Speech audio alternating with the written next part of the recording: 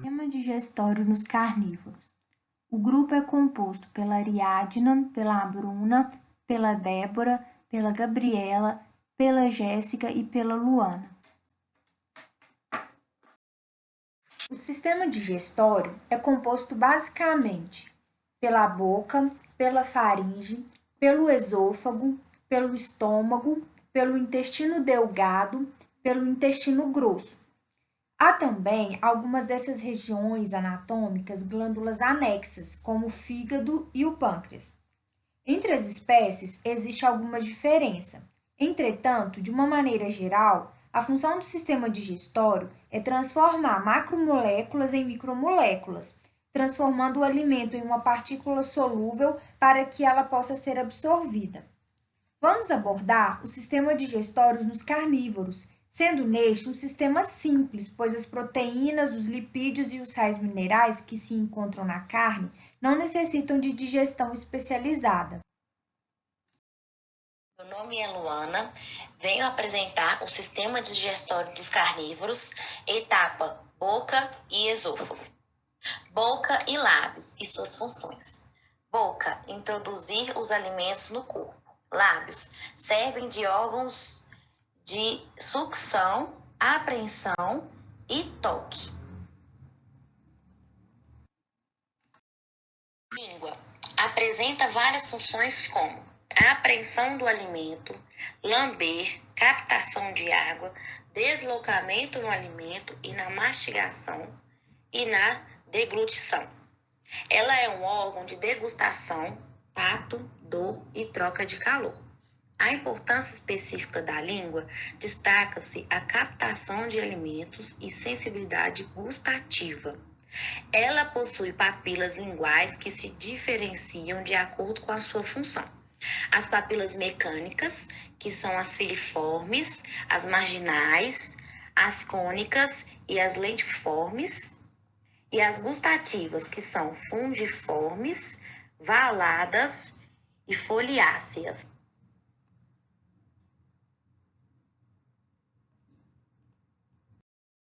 Saliva e glândulas salivares. A maior produção de saliva ocorre pelas glândulas maiores, cuja sua secreção são do tipo sêrum mucoso. O pH médio da saliva nos cães é de 7,5, podendo ocorrer a variação de 7,3 a 7,8. Tanto os cães como os gatos não têm presente nessas secreções a amilase salivar.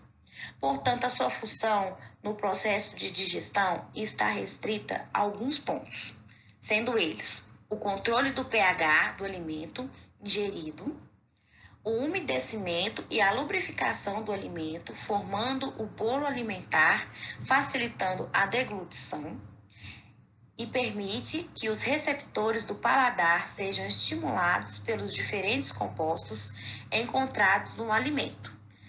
Também há o controle de bactérias com presença de lisozima que causam a lise bacteriana. Uma importante função da saliva nos cães é no controle de temperatura corporal, por meio da evaporação pela língua. Glândulas salivares. Glândula parótida. Está localizada logo à frente de cada orelha. Glândulas mandibulares ou submaxilares, localizada de cada lado e atrás do maxilar inferior. Glândulas sublinguais, localizados abaixo da língua. Glândulas zigomáticas, localizados abaixo dos olhos. As glândulas zigomáticas são encontradas apenas nos carnívoros. As glândulas menores, produtoras de secreção serosa, encontram-se em grande número na mucosa dos lábios das bochechas, da língua, das gengivas e na região pré-frenular do assoalho da cavidade oral. As dentes são: os cães deglutem grandes bolos com escassa ou nula mastigação. Os dentes pré-molar 1, molar 2 e molar 3 estão no maxilar, assim como o premolar 1 e 2, maxilar 2 e 3 estão na mandíbula. No ato de mastigação, os dois dentes carniceiros, O pré-molar 4 estão no maxilar e o molar 1 está na mandíbula. Eles deslizam-se sobre o outro no fechamento da mandíbula, como uma tesoura. O cão tem uma arcada dentária cercadente, ou seja, os dois dentes carniceiros, premolar 4 no maxilar e molar 1 na mandíbula, agem como tesoura no fechamento da boca. Mastigação. A mastigação tem como finalidade reduzir o tamanho das partículas dos alimentos e misturá-los à saliva, facilitando assim a deglutição. Na deglutição, os alimentos sólidos e líquidos são propelidos da boca para o estômago. Nesse transporte estão presentes a função da língua e os músculos da faringe e a parede do esôfago. Em virtude da manutenção da contração dos músculos da faringe e a elevação da base da língua, fecha-se a passagem para a cavidade oral. Nesta fase, a epiglote se bloqueia, e bloqueando assim a entrada da laringe e, consequentemente, o bloqueio respiratório. O palato mole se eleva e os músculos da faringe se contraem, facilitando a entrada do alimento para o esôfago, criando assim a deglutição. O esôfago é um órgão muscular oco, cuja sua principal função é de transportar alimentos, líquidos e salivas até o estômago. E como que o esôfago conduz da boca e da faringe até o estômago? Ele faz isso de movimentos de contrações musculares, que são contrações em ondas, que chamamos de paratautismo. Esses movimentos paratálticos, eles empurram o alimento que foi deglutido por todo o esôfago até esse alimento chegar no estômago. O esôfago, então, ele se inicia a partir da laringofaringe e desce atravessando o músculo diafragma através de um orifício chamado hiato esofágico. E ele termina aí na parte superior do estômago. O estômago é o alargamento do canal alimentar em forma de saco entre o esôfago e o duodeno. Primeira porção do intestino delgado, localizado caudalmente ao diafragma. O estômago é uma porção dilatada do sistema digestório, é um órgão oco, muscular responsável por parte da digestão química dos alimentos, localizado na porção mais cranial da cavidade abdominal antemenor esquerdo, interposto entre fígado e as alças intestinais. As suas funções são reservatório de alimentos, comprir, agitar, movimentar e triturar o alimento, digestão química, suco gástrico, produção de hormônio, gastrina, absorção de água e medicamentos. As suas estruturas nos carnívoros é alimento mais concentrações com mais gradiente de proteína, o estômago pequeno e de funcionamento simples.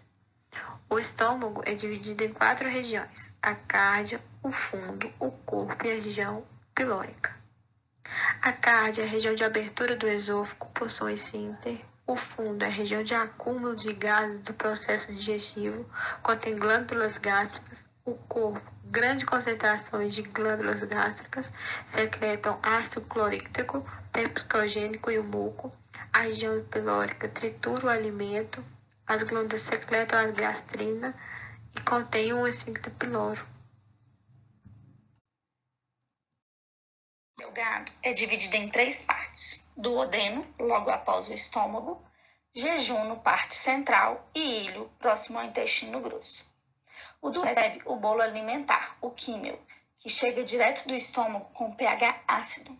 Imediatamente, o intestino delgado libera a colicistoquinina, que fará com que o pâncreas libere bicarbonato de sódio, deixando o químio com pH alcalino e assim começando a sua digestão. A partir desse momento, o químio recebe várias secreções, sendo elas a bile e o suco pancreático, cuja função é quebrar proteínas, carboidratos e lipídios em partículas menores para aumentar sua absorção pelo organismo. Lembrando que a ação do fígado e pâncreas é de extrema importância para a digestão no duodeno. O jejum possui inúmeras vilosidades e cada vilosidade possui células chamadas de microvilosidades, na qual o intuito é aumentar ainda mais a superfície de contato para a absorção dos nutrientes, que foram digeridos no duodeno. Ou seja, a principal função do jejum é a absorção de nutrientes e água.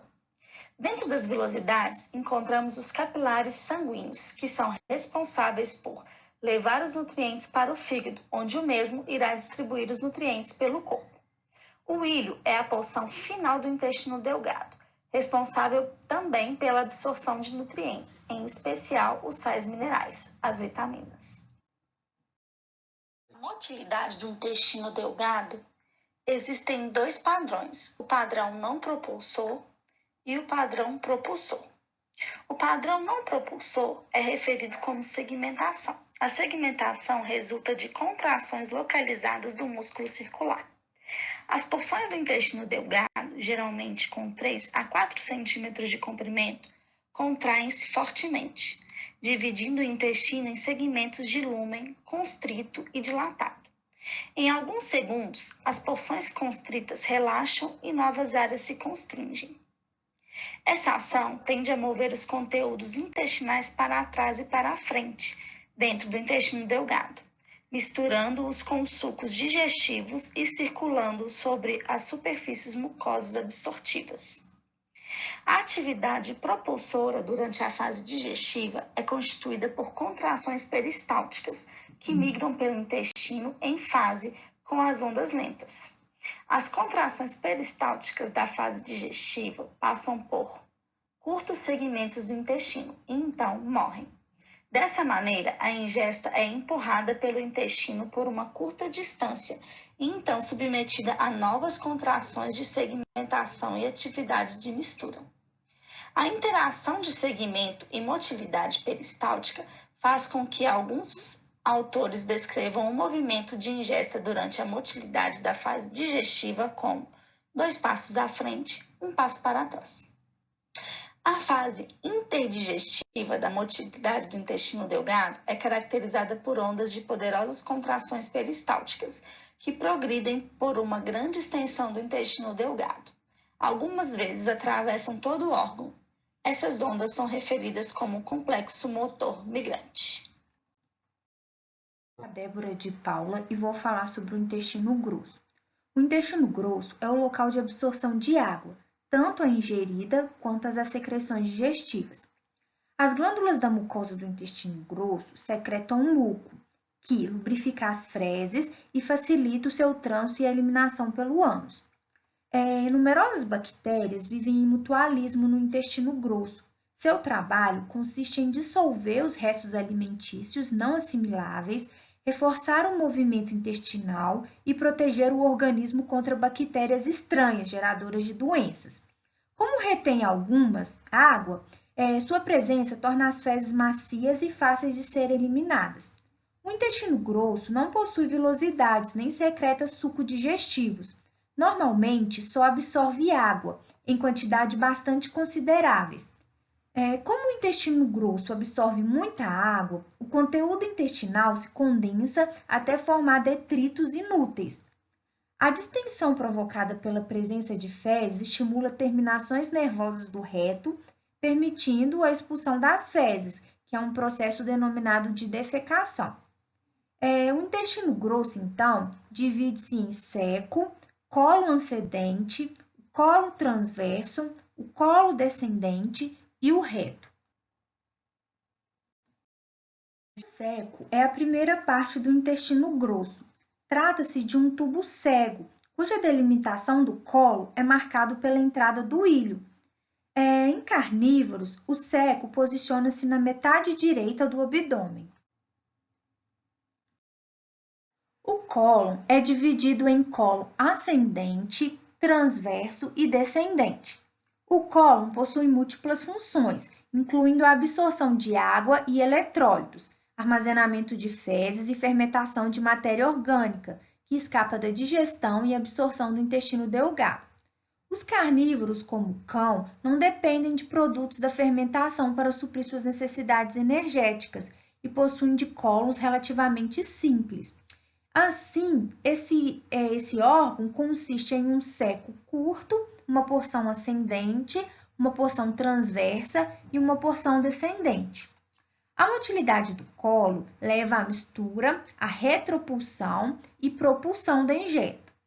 Uma particularidade do colo é que ele realiza atividade de retropulsão, ou seja, contrações antiperistálticas que impedem o movimento da ingesta, causando intensa atividade de mistura e reforçando o material a se acumular nas porções proximais do colo. A atividade de mistura e a circulação são importantes para as funções absortivas. A mistura é conseguida por contrações segmentares associadas de outros tipos de motilidade. Em condições de repouso no colo, as ondas lentas se originam de marcapassos em um ou mais locais centrais. Os marcapassos são áreas definidas por atividades do sistema nervoso entérico. O colo, então, é um importante local de armazenamento e absorção.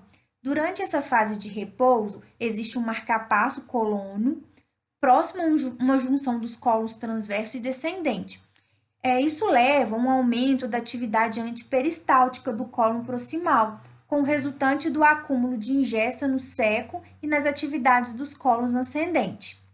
Geralmente, no cólon descendente ocorre atividade peristáltica moderada, enquanto no cólon distal e no reto, geralmente são constritos e vazios. A saída do reto chama-se ânus e é fechada por um músculo que o rodeia, o esfíncter anal. No cão, o seco é curto e apresenta forma espiral. Ao contrário dos outros mamíferos domésticos, ele não possui uma comunicação direta com o ilho, mas se une ao cólon, formando um tubo contínuo com o ilho para um dos lados. Boa noite, eu sou Gabriela e eu vou falar sobre o pâncreas. O pâncreas é um órgão de vital importância para o funcionamento digestivo dos cães. Por isso, caso o funcionamento do pâncreas esteja prejudicado, isso interfere de maneira direta no bem-estar do animal. Ele é responsável pela produção de hormônios e enzimas digestivas. E por apresentar essa dupla função, essa estrutura ela pode ser considerada um órgão de sistema endócrino e digestório. O pâncreas ele está localizado entre o intestino delgado e o baço. E ele possui 3 regiões principais, que nós chamamos de cabeça, corpo e cauda. De hormônios, o pâncreas ele é considerado uma glândula mista, apresentando funções exócrinas e endócrinas. A sua função exócrina ou função digestiva, ela se relaciona com a produção de suco pancreático. E na imagem a gente pode ver que essa função exócrina ou digestiva, ela secreta enzimas digestivas para os ductos pancreáticos. E a eliminação desse suco, ela é regulada, principalmente pelo sistema nervoso. Quando ocorre a ingestão de alimento, vários fatores geram impulsos nervosos, que promovem o funcionamento do pâncreas. Entre esses fatores, se pode citar o cheiro do alimento, o gosto e a chegada do bolo alimentar no estômago.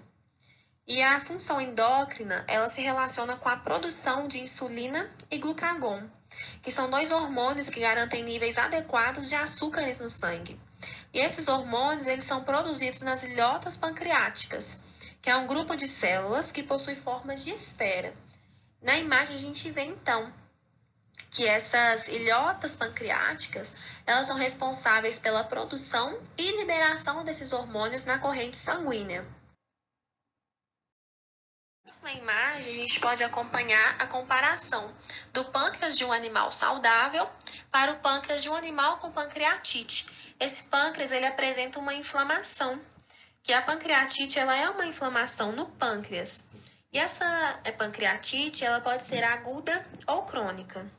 E as causas dela são obesidade, dietas com excesso de gordura e alimentação com alto teor de proteínas. Além das causas relacionadas com a alimentação do cão, a pancreatite também pode surgir como consequência de outras doenças, como câncer, diabetes, problemas renais, infecções ou doenças cardiovasculares. Os sintomas da pancreatite envolvem vômitos, perda de apetite, perda de peso, diarreia, inchaço abdominal e apatia. E o tratamento da pancreatite se dá com a suspensão de ingestão de alimentos e água durante um dia, para acabar com essa secreção da enzima digestiva, voltando posteriormente à alimentação habitual de forma progressiva. Mas qualquer um desses casos da pancreatite, tanto aguda quanto a crônica, é comum prescrever enzimas digestivas que permitam que o seu cão faça a digestão adequada do alimento e restabeleça o seu peso no corporal. A administração de enzimas digestivas, ela pode ser completada com fármacos anti-inflamatórios que reduzam os sintomas de dor e inflamação. E a prevenção da pancreatite, ela é de acordo com a dieta rica e equilibrada do animal, uma boa hidratação, exercício físico regular e calendário de vacinação e desparasitação atualizado.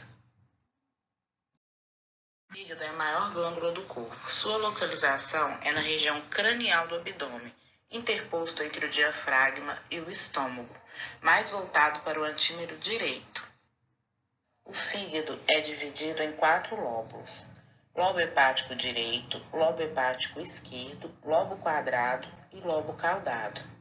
Sua coloração normal é vermelho acastanhado. Ele funciona tanto como uma glândula exócrina, liberando secreções em uma superfície externa, como glândula endócrina, já que também libera substâncias no sangue e nos vasos linfáticos. O fígado possui funções múltiplas e complexas. Elas incluem a formação da bile, reservatório de carboidratos, controle de metabolismo de carboidratos, metabolização dos hormônios esteroides produzidos nas glândulas suprarrenais e nas gônadas, desintoxicação de muitas drogas e toxinas, síntese de proteínas plasmáticas, ação de hormônios polipeptídicos, formação de ureia, destruição de hemácias velhas ou anormais. No feto, desempenha funções hematopoéticas. Faz síntese de diversas proteínas presentes no sangue, de fatores imunológicos e de coagulação, e de substâncias transportadoras de oxigênio. É muito importante nas reações de metabolização de gordura. A função digestiva do fígado é a produção da bile, uma solução que contém principalmente moléculas com ação similar à de um detergente. Essa substância atua na solubilização de gorduras, ao permitir a ação de enzimas específicas em solução aquosa, capazes de degradá-la. O fígado apresenta um canal de ligação com o duodeno, chamado duto colédoco. Independente da presença de alimento no tubo digestivo, o fígado produz bile continuamente. E essa bile produzida no fígado é armazenada em uma bolsa denominada vesícula biliar.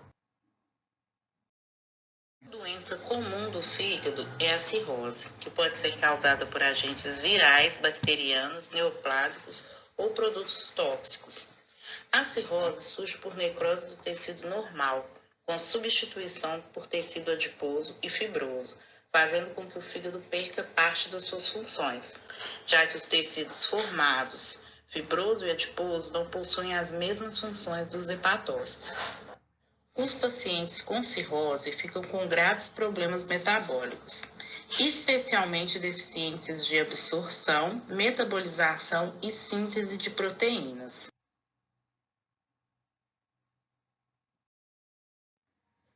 Bom, agora a gente vai falar um pouquinho sobre essas estruturas através do diagnóstico por imagem. Eu vou começar então com o raio-x.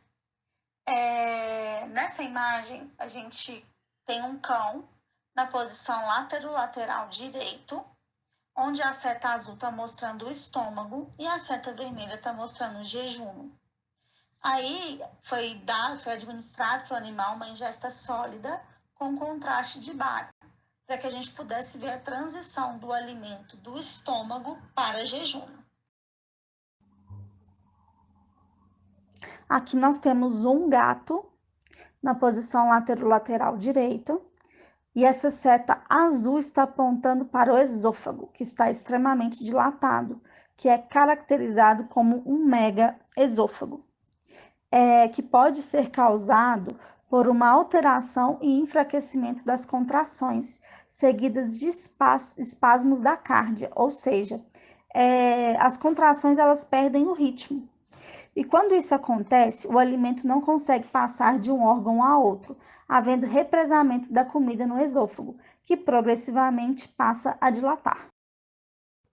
Nessa imagem, a gente tem um cão na posição lateral direita, onde a seta roxa está apontando para os cólons. Aí a gente tem um cólon ascendente, transverso e descendente. Só que eles estão bem bagunçados, porque tem muitas fezes. Essa parte esbranquiçada são as fezes que já estão mais desidratadas, né? Estão mais ressecadas. E por que essas fezes estão mais ressecadas e por que elas têm grande quantidade? É porque aí a gente tem uma característica que é chamada de megacólon, que é a dilatação do intestino grosso, acompanhada de dificuldade para eliminar as fezes e gases. Pode ser congênita, onde parte do intestino grosso não recebe as terminações nervosas que controlam as contrações intestinais. E existe também a adquirida, que pode ser associada a outras doenças, como o hipotireoidismo, doenças de Chagas e outras. Aqui é o mesmo animal com a característica de megacólon, porém a gente mudou a posição, ela está ventrodorsal. Então a gente está vendo os cólons também ascendente, transverso e descendente, meio bagunçados, devido à quantidade de fezes. Essa imagem é mais como curiosidade. A seta verde está mostrando um fecaloma, que são as fezes assim que já bem que calcificaram mesmo. Por que isso ocorreu? No caso, era para essas fezes terem saído através do ano, mas elas não conseguiram, pelo simples fato de que esse cão não era castrado, houve um aumento de próstata, e como essa próstata aumentou, ele começou a ter dificuldades para evacuar. E então ele fazia muita força, e com essa força ele acabou abrindo a hérnia perianal que tem nessa região. Então as fezes começou a entrar por essa hérnia. Em vez de sair pelo ânus, ela foi para a hérnia. Então lá causou um fecaloma e começou a obstruir as outras fezes que tinham para sair, que a gente vê que aí a gente não consegue visibilizar mais nada a não ser fezes. Agora vamos falar um pouco dessas estruturas visibilizadas a ultrassom. Lembrando que todos os animais estavam em decúbito dorsal e o corte é um corte transversal. A primeira visibilização que a gente tem são das fezes, onde a seta azul mostra as fezes e a seta verde mostra o sombreamento acústico. O que é isso? O ultrassom, gente, ele visibiliza os órgãos por densidade. Quanto mais denso, mais hiperecogênico, ou seja, mais esbranquiçado ele vai ser. Quanto menos denso, quanto a densidade for menor, mais hipoecogênico, mais acinzentado, mais escuro, mais preto mesmo vai ser esse órgão. Então, aí no caso, as fezes elas estão sólidas, bem sólidas, que a gente consegue ver bem esbranquiçado, e isso causa uma sombra abaixo dela. Aqui é outra imagem, onde a gente consegue pegar cólon ascendente, o seco e o ilho. Lembrando que todos são cortes transversais. E as medidas são feitas na parede desse órgão, desse tecido, né? Na parede do tecido. Não é o tecido num todo, é só a parede mesmo. Aqui a gente tem a imagem do fígado. No caso, tem também a vesícula biliar, que está sendo apontada com a seta azul. A vesícula biliar, geralmente, ela fica mais hipoecogênica, mais preta.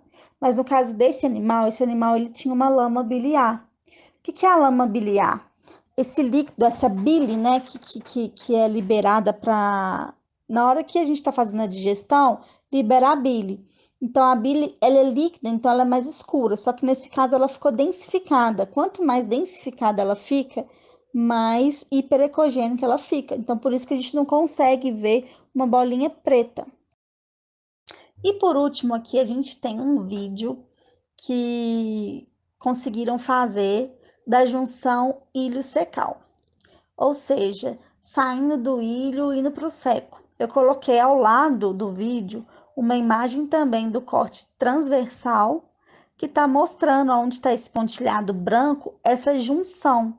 E no vídeo fica muito fácil para visibilizar essa junção. Eu gostaria de agradecer a todos por prestarem atenção, por terem um tempo para visibilizar nosso trabalho e desejar uma boa noite.